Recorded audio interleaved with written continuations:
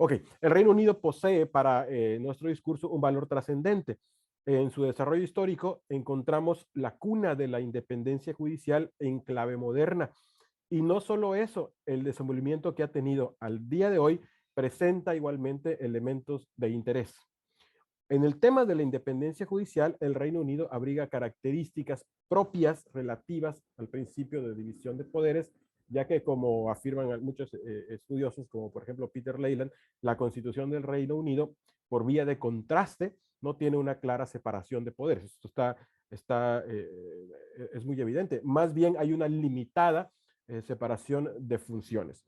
La función política, ¿eso por qué? Porque la función política principal en el Reino Unido recae en el Parlamento, de donde emanan tanto el gobierno, o sea, el Ejecutivo, como hasta hace muy poco tiempo, si hablamos en términos institucionales, también de donde emanaba el Poder Judicial.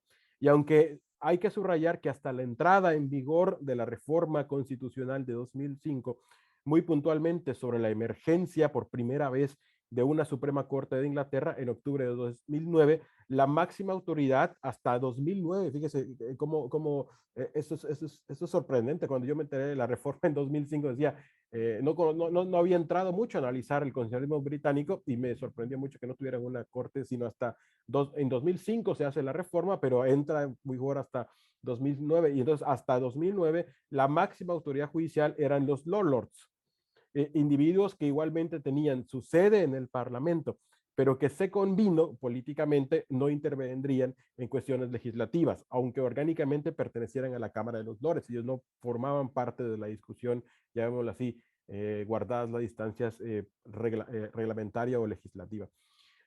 Esto no se entendería para nosotros que provenimos de la mezcla de la tradición francesa, la norteamericana y la española, pero visto en el desenvolvimiento histórico del Reino Unido, donde nunca hubo un movimiento revolucionario como lo entendemos nosotros, ¿sí? La gloriosa revolución fue una cosa diferente.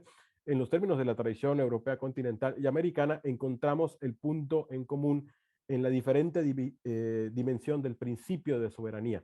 Mientras, ¿sí? Mientras en la tradición de la que nosotros somos herederos, la soberanía reside en el pueblo, para ese pueblo y especialmente después de la gloriosa revolución en el Reino Unido, que es una, que como les decía, tiene una naturaleza muy diferente, su soberanía es no popular, sino es parlamentaria.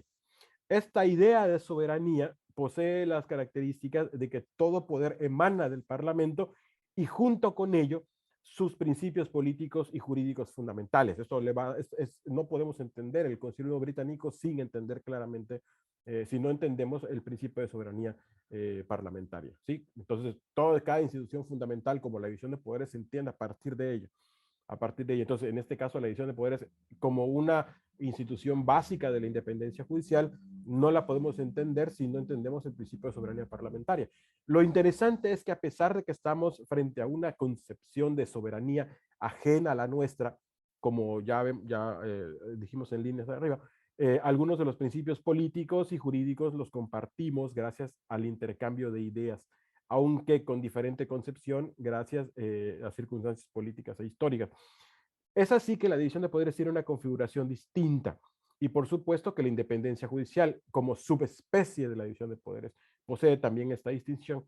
Esta distinción es una de las razones fundamentales de, claro, de lo que acabo de comentar, del impulso de la reforma constitucional de 2005 en el Reino Unido, que pretendió, como objetivo fundamental era modificar esa dimensión de la independencia judicial que ellos habían heredado de su pasado para adoptar y acercarse a la tradición política continental de la que nosotros somos hijos. O sea, hay una discusión desde hace ya muchas décadas y cada vez que hay principalmente que está en el poder el Partido Laborista, no como el día de hoy que está el Partido Conservador, cada vez que está el Partido Laborista hay esta discusión, vuelve a emerger esa discusión sobre la necesidad de dotarle al Reino Unido una constitución escrita. Se ha analizado a profundidad en muchas ocasiones.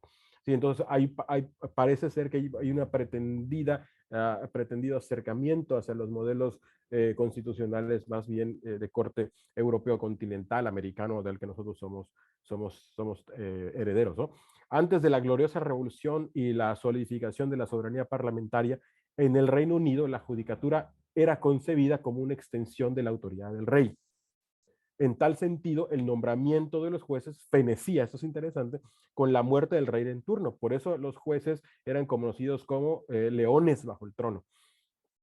Sin embargo, esta circunstancia va a ir mutando con el tránsito de los años y especialmente en el transcurrir de los siglos XVII y XVIII, al irse desvaneciendo la soberanía regia. En primer lugar, con la Primera Guerra Civil Inglesa, al ejecutarse al rey. En segundo lugar, la restauración o gloriosa revolución, al subrayar que la autoridad real puede ser condicionada aún más y en consecuencia la relación entre el rey y la judicatura sufriría cambios. O sea, aquí estamos en un periodo en el que se está transitando de la soberanía regia a la soberanía parlamentaria. El Act of Settlement de 1701 generó que la remoción de los jueces solo podía ser por causa definida y por intervención del Parlamento, ¿sí? Y esto significó el cese de la condición del servicio judicial dependiente de la voluntad del monarca, aunque se conservó la dependencia a la existencia del monarca en turno. Estamos hablando de los orígenes de la independencia judicial. ¿Sí? En consecuencia, podía modificar los nombramientos. O sea, el monarca originalmente controlaba a los jueces, después ya no va a depender de él el separarlo, pero que todavía su nombramiento dependía de la supervivencia de ese rey en particular, ¿no? Otro cambio, otro cambio fue en la Commissions and Salaries of Judges Act en 1760, donde se estipuló que un juez conserva su puesto con independencia del rey en turno. Es otro movimiento, es otro momento más que nos va a ir acercando hacia nosotros, hacia nuestro entendimiento de la independencia judicial. Ahora bien, estas modificaciones podrían provocar una lectura equivocada en el sentido de que la dependencia pasaba del rey al parlamento, ya que este último sería el responsable de llevar los procedimientos contra los jueces. Esto no quedaba muy claro, ya que el procedimiento establecido en el Act of Settlement era complicado. Tan es así que solo se conoce un caso mediante esta ley de destitución concluido, que es 1830, de Sir Johan Barrington, juez de la High Court of Admiralty, en la mesa de la discusión una limitación en Irlanda, condenado por desfalco. Es el único que se conoce. Entonces era un procedimiento bastante abigarrado, ¿no? Bastante complicado. Pero además, tal caso puso en la mesa de discusión una limitación a las garantías de la independencia judicial en ciernes, porque solo aplicaba a los jueces más altos, a los senior judges, y no a los jueces de menor rango. Eso es algo que cuando analizamos la independencia judicial en México, que tampoco, o sea, las garantías de independencia que ha generado la Corte Mexicana específicamente para los jueces locales, en una lectura del 116, fracción tercera, también ha pasado por ese tránsito, ¿no? Primero, la jurisprudencia primero se refiere a los jueces más altos, que en el caso de los estados normalmente son los magistrados, y luego han ido bajando hacia los jueces de menor rango. Estas modificaciones sobre la independencia judicial inician el derrotero de lo que encontraremos el día de hoy como elementos básicos de las garantías de independencia judicial. Sin embargo, en el tiempo dado presentaban limitaciones, como podemos observar, porque al referirse únicamente al tenure y al salario, o sea, al mantenerse en el cargo y en lo que va a ganar durante ese cargo, solo protegían a jueces de alto rango y ya en servicio.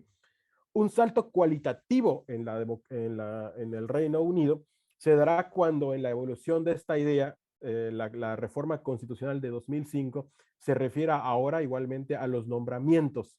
¿Sí? La reforma constitucional de 2005 modernizó el sistema de nombramientos. Esta reforma cambió las facultades, por ejemplo, del llamado Lord Chancellor, al igual que se creó una nueva comisión judicial de nombramientos, entre otros elementos. O sea, por ejemplo, en el caso mexicano, lo sabemos, los ministros de la Corte son nombrados en una colaboración entre el Poder Ejecutivo y el Poder Legislativo, ¿no? El presidente propone y el legislativo analiza bajo una terna de 3. En el caso del los Estados Unidos de Norteamérica, el presidente propone a uno y es el Congreso quien analiza ese caso en particular. En el caso del Reino Unido, y ya vimos, por ejemplo, cómo es que empiezan a emerger las garantías de independencia judicial. Primero, cuando el hecho de proteger que el juez se mantenga en su cargo y que solamente pueda ser separado por causas previstas. Después, que el juez mantenga un salario que sea digno de su cargo, que garantice esa independencia. Y por último, la reforma judicial de 2005 lo que hace es, ahora sí, traer de los estudios de derecho comparado, que además para las garantías de independencia judicial se necesita también abordar el tema de cómo llegan los jueces a su nombramiento, o sea, cuál es el proceso de nombramiento, que en el caso de la reforma judicial es un proceso bastante complejo, bastante complejo. Ok, eso es el Reino Unido.